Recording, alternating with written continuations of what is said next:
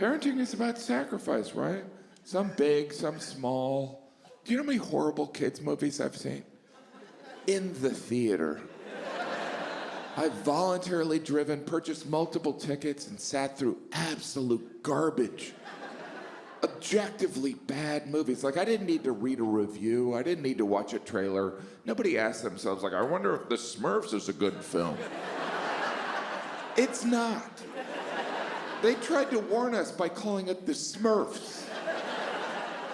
I have 5 children. I've been going to horrible kids movies for 15 years. A decade and a half of torture.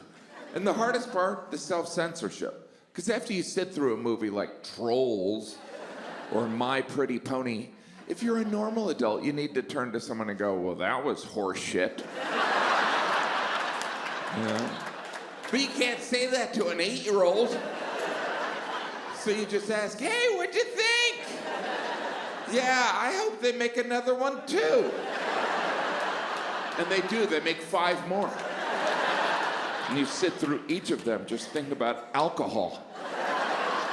My father would have never sat through a horrible kids movie. On the rare occasion my dad took us to a movie, we were never consulted. We didn't know what movie we were gonna see. He didn't know what movie we were gonna see. It was understood that when we got to the theater, he was gonna pick a movie, buy tickets, and we were gonna walk in immediately. Didn't matter when the movie started. That was the beginning of the movie for us. We'd walk into the dark theater, sit down, watch the last third of a movie. The lights would turn on, people would leave. We'd just sit there trying to figure out what the hell we just saw. We might ask each other, like, how do you think the movie starts? Then a new crowd would come in, the lights would turn off, the movie would start, we'd watch to a certain point, then my dad would just stand up and leave. And we'd follow him out. That's how we saw movies as a family. And I kind of miss it. Often it felt like we were just helping my dad establish an alibi.